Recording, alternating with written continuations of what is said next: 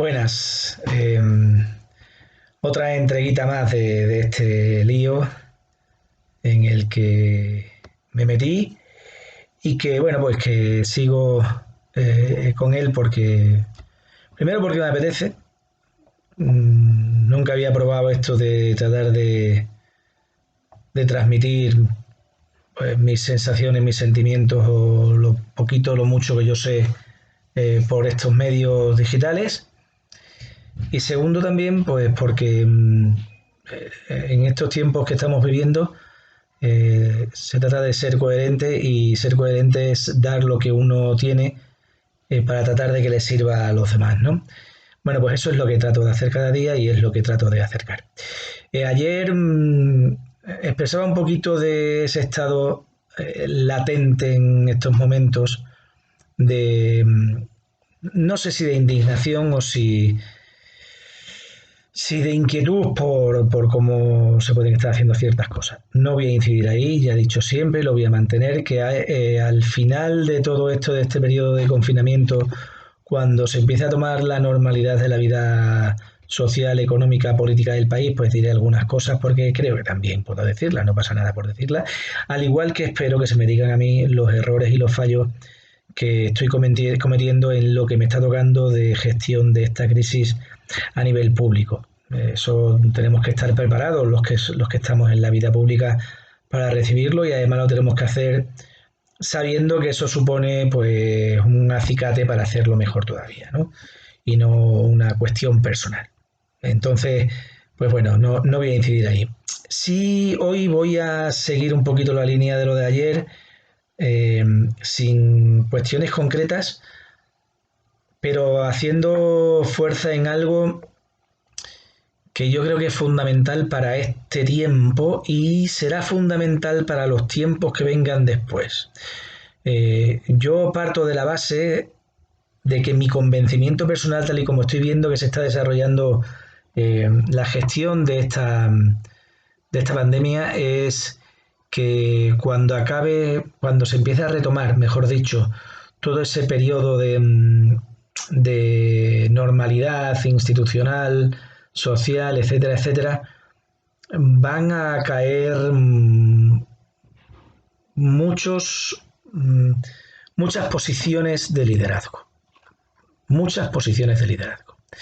Y creo que van a caer muchas posiciones de liderazgo porque una de las cosas que nos está demostrando esta pandemia es que los que están liderando o deberían estar liderando todo este proceso tienen poca preparación de liderazgo.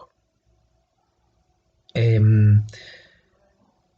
Ser líder no es solo mandar, eso puede resultar relativamente fácil. Ser líder no es solo gestionar, que eso también puede resultar relativamente fácil. Ser líder tiene otras muchas características que yo voy a tratar de desgranar algunas aquí, como siempre, desde una posición sencilla, humilde, que no pretende tener la razón. Disculpa. Ay, no pretende tener la razón, pero sí pretende aportar elementos de convencimiento personal y de la formación que también he recibido en este tema y que trato de aplicar a mi gestión, ¿no? A mi gestión personal y a la gestión que tengo que hacer de lo público, porque así lo quisieron unos electores y porque así llegamos a un acuerdo en su momento, ¿no? Bueno, el líder decía que no es el que sabe mandar, mejor dicho, no es el que manda solo, no es el que gestiona solo, no es el que tiene una formación intelectual grande solo, no es el que tiene una formación social solo, no es el encargado de formular los parámetros que tienen que tener los recursos humanos de cualquier organización solo. El líder es una amalgama de todas esas cosas, pero yo no me voy a fijar tanto en las características que tiene el líder como en, en qué es lo que tiene que impulsar el líder para sentirse alguien que lidera, pero que no erosiona. O sea, que manda, pero que no tiene a gente eh, No iba a decir a su servicio sí, tiene que tenerlo, pero sobre todo el líder es el que se tiene que sentir al servicio de un gran proyecto, al servicio de un gran proyecto, ¿vale? Mm, yo parto de la base de que hoy en día en este mundo el gran líder que tiene este mundo es el Papa Francisco. Bergoglio viene de una tradición profunda de personas que tienen que tener la primera característica que para mí tiene que tener un líder, que es una gran capacidad de empatía. El líder tiene que ser capaz de ponerse en la situación del otro constantemente. Solo cuando uno se pone en el lugar del otro es capaz de no mirarle desde arriba, sino ponerse a su nivel.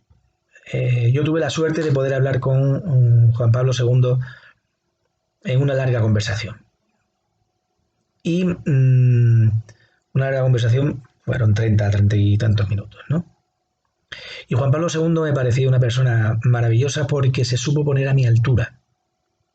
Tenía una preparación intelectual y una preparación personal que me superaba por todos los sitios, pero yo entendí perfectamente siempre lo que él me quería decir y él escuchó atentamente lo que yo lo decía a él. Escuchó, o sea, lo oyó, lo acogió y lo puso en valor. El líder precisamente es el que hace eso, el que es capaz de escuchar, o sea, oír las propuestas que le hacen, ponerlas en valor y además acogerlas para que le puedan servir. Por lo tanto, un buen líder no es el que gestiona solo, no es el que confía solo en él o en un par de asesores. El líder es el que el principal asesor lo tiene en la gente más sencilla. ¿Por qué? Porque la gente más sencilla suele ser la que está viviendo con los dos pies en el suelo la realidad que también está viviendo el líder. Es cierto que el líder tiene que manejar otros parámetros que los tiene que gestionar con mucho tacto, pero fundamentalmente lo primero es que tiene que tener esa empatía. Tiene que ser capaz de ponerse en el lugar del otro con una facilidad pasmosa. ¿Por qué? Porque el otro necesita sentir que está liderado por alguien que lo entiende, que no solo lo comprende. Pongo otro ejemplo. Pedro Sánchez estos días, en los mensajes que está dando, se pueden dar muchas interpretaciones, pero hay algo que es innegable en lo que está haciendo y que le está suponiendo un esfuerzo y que yo se lo alabo y no soy sanchista. Pedro Sánchez está dando a la gente la sensación real de que comprende la situación. El problema que yo le veo es que no solo lo tiene que comprender, sino que además lo tiene que entender. O sea, tiene que entender que las medidas que le está poniendo, que él comprende que son duras y drásticas, él tiene que entender que a la gente le producen una sensación de desasosiego. Primero, porque es una sensación nueva. Segundo, porque nunca nos hemos enfrentado a una situación igual. Tercero, porque está suponiendo determinados aspectos sociales, laborales, económicos, que están dando una sensación tremenda de desasosiego, sí, desasosiego a mucha gente. Pedro Sánchez tendría que tener esa capacidad de entender que yo sé que no es fácil, o sea, que nadie lo interprete esto como una crítica atroz a él, sino muy al contrario, tratando de dar una crítica constructiva. Decía que Bergoglio era el líder grande de este mundo, primero porque tiene esa capacidad de empatía, segundo además porque no se conforma solo con la empatía, sino que se sabe poner de verdad en el lugar del otro. Bergoglio tenía una curia romana que si los gobernantes de muchos países tuviesen esa oposición, no duraban en el gobierno ni 3 días. Bergoglio, Francisco, ha sido capaz de tener Asertividad para decirle a su gente no. Segunda característica que tiene que tener un buen líder, la asertividad. La asertividad no significa anular al otro. La asertividad no significa el hacer que tu opinión, que tus medidas, que tu forma sea únicamente la que valga y se acabó porque tú mandas. La asertividad es aquella cualidad que hace que la gente no se confunda cuando tú estás diciendo sí y cuando estás diciendo no. Y cuando eres capaz de decirle a la gente sí, pero también eres capaz de decirle a la gente no, con cariño, con cariño. Ahí está la diferencia. Bergoglio a determinados colaboradores de los anteriores papas, sobre todo a uno concreto que aspiraba a ser papa y que se llevó una gran decepción. Porque Bergoglio quería hacer una nueva curia y la ha hecho. Una curia muy diferente. Y porque Bergoglio quería llevar adelante algunas reformas en el Vaticano que suponían la ruptura total con lo anterior y lo ha hecho. Luego explicaré la tercera cualidad que tiene que tener el buen líder y que la tiene también Bergoglio. Pues para eso necesitaba contar con gente nueva y no con lo anterior. Y así a Monseñor Bertone, que aspiraba a ser papa, con mucho cariño, al día siguiente de la primera misa que tuvo Francisco con los cardenales, le dijo amablemente: Monseñor, Eminencia, muchísimas gracias por los servicios prestados. Le estaba diciendo que se fuese, pero se lo dijo de tal manera que no se pudo sentir ofendido,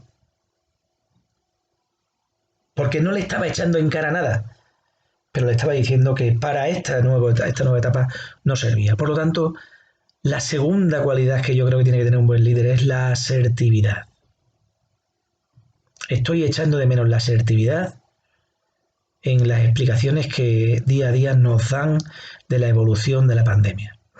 Estamos de acuerdo que tiene que haber alguien del equipo de expertos que esté allí, pero yo creo que los que están en primera línea política, o sea, los gobernantes, tenían que ser los que se expusiesen.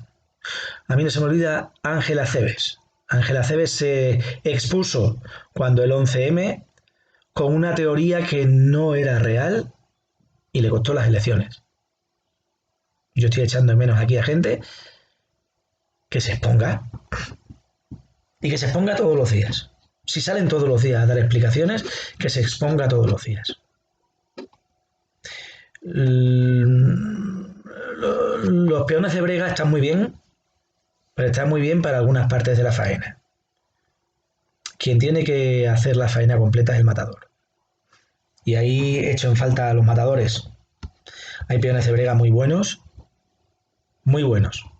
Hay mucha gente que se está quejando porque salen ahí militares, Guardia Civil, Policía Nacional. Oiga, señores, mire usted, forman parte de la estructura de este Estado, por lo tanto tienen que estar ahí, y además ahora forman parte importante en un estado de alarma como el que están, y tienen que estar ahí. Bueno, asertividad, segunda cualidad que tiene Bergoglio y que ahora pues no, a lo mejor no le está haciendo tanta falta, pero sí la está ejerciendo, por decirlo de alguna forma. La tercera cualidad que tiene que tener un buen líder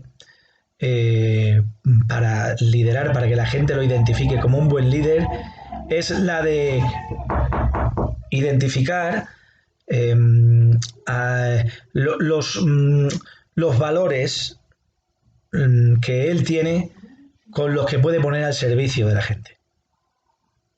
Y eso también Bergoglio lo hizo desde el primer día. Ojalá tuviese una iglesia de los pobres y para los pobres. No hubo ninguna duda en qué era lo que quería. Y por ejemplo, el Banco Ambrosiano ya no es una banca al uso, ya es un banco ético. Ya es un banco ético. Porque además, Bergoglio, esos valores sabes que están al servicio de la gente y que los tiene que poner al servicio del bien y del interés general. El buen líder sabe que su liderazgo tiene que ser para el interés general, para el interés general, y no para sus propios intereses o los intereses de los que tienen más cerca. Ahí no voy a poner ningún ejemplo, me niego. Creo que no merecen los que lo hacen que les pongamos como ejemplo, aunque solo sea para explicar lo que no se debe hacer. La cuarta cualidad que yo creo que tiene que tener un buen líder es la de ser capaz de gestionar y de crear buenos equipos en los que delegar determinadas funciones. Un buen líder no es el líder absoluto. Un buen líder es el que es capaz de tener buenos equipos que gestionen las situaciones que tienen que llevar adelante.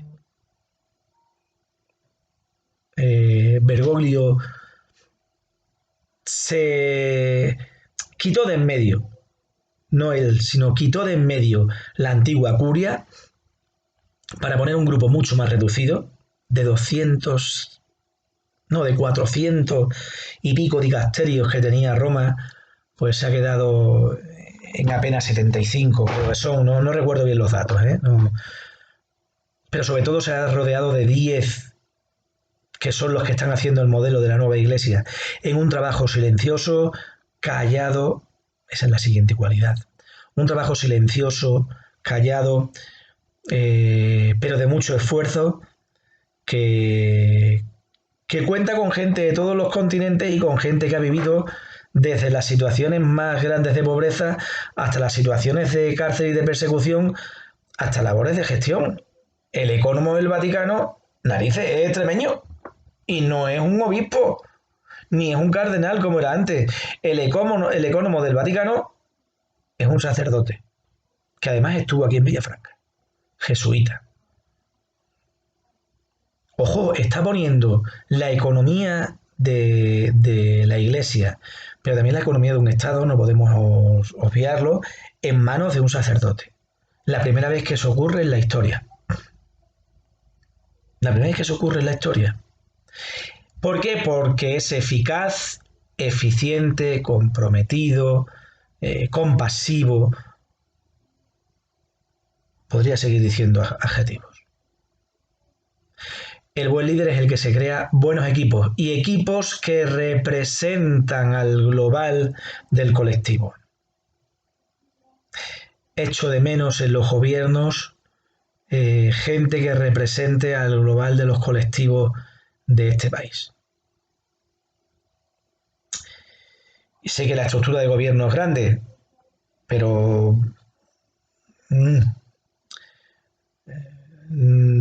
sí sé que también que la gestión primera de un gobierno es una gestión política, pero hay otras gestiones que también hacen falta tenerlas para tomar buenas decisiones políticas. Por ejemplo, a mí me gustó mucho que Pedro Duque estuviese en el gobierno y que esté de ministro de universidades. Me gustó muchísimo porque sí es alguien que puede hablar de ese mundo con conocimiento de causa y con autoridad.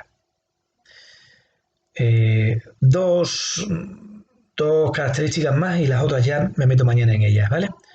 Una, la del saber trabajar en silencio. No necesitamos gente que ponga una foto cada vez que hace algo extraordinario. Eso también lo necesitamos por información, sí, hay que hacerlo. Pero también necesitamos gente que esté haciendo mucha tarea y que esté en la primera línea de los gobiernos y demás, pero que esté haciendo mucha tarea en silencio, porque esa tarea en silencio es la que está seguramente haciendo las cuestiones más importantes. Y no busca el que hace las cosas en silencio ponerse la medallita, sino que más bien lo que busca es la medalla para los demás. Y eso es algo difícil de encontrar hoy en día. Bergoglio también lo hace eso, pues muy bien. podía haber utilizado la Semana Santa esta en un ejercicio de egocentrismo y de egolatrismo, pero sin embargo nos ha mostrado un hombre triste, abatido, que ha sido capaz de ponerse en el lugar del otro, que no ha hecho ningún discurso en el que se haya autoincensado, sino que más bien ha incensado a los demás. El Vía Crucis este año estaba representado por gente representado, y además las meditaciones, que son muy importantes en la vida de la Iglesia a lo largo del año. Las meditaciones estaban realizadas por gente de las cárceles y por gente del sistema de salud vaticano, que ha apoyado y que sigue apoyando al sistema de salud italiano en toda esta crisis, por orden de Bergoglio. Una característica breve más del buen líder. El buen líder es aquel que sabe que manda, pero que nunca da la impresión de que ordena. O sea, nunca impone, siempre propone y luego utiliza la asertividad a la hora de decidir. Cuando uno propone es señal de que algo ha hecho que es fundamental, y es, antes de la propuesta, ha hecho un proceso perdón, reflexivo, de ahondamiento, de análisis y de sacar conclusiones, que son luego las que expone y propone, suficiente para que casi todo el arco que puede manejar cualquier decisión esté reflejada en esas propuestas. Y luego cuenta con los otros a la hora de tomar la decisión. La va a tener que tomar él, pero puede contar con los otros a la hora de tomarla. Creo que eso también ha faltado hasta ahora en la gestión de esta situación en España, el contar con los otros. Pero bueno, vuelvo a insistir, es una situación nueva que a todos nos ha pillado con el paso cambiado y que no es fácil llevarla adelante. No quiero ser aburrido, no quiero pontificar. Mañana seguiré con el asunto este del liderazgo y seguiré poniendo a Bergoglio como líder, porque creo que es el gran líder que hay en estos momentos en el mundo. Él y Antonio Guterres, el presidente de la ONU, que también está demostrando tener muchas de estas capacidades y muchas de estas cualidades. Este no es un hombre de paja. El Guterres este no es el que se está ganando el sueldo de una manera sencillota sentado en un sillón. No, no. Está siendo comprometido. Me gusta esa gente. Cuidaos mucho, no salgáis de casa, sed todos lo felices que podáis y que sepáis que vamos a vencer al virus. Paz y amor.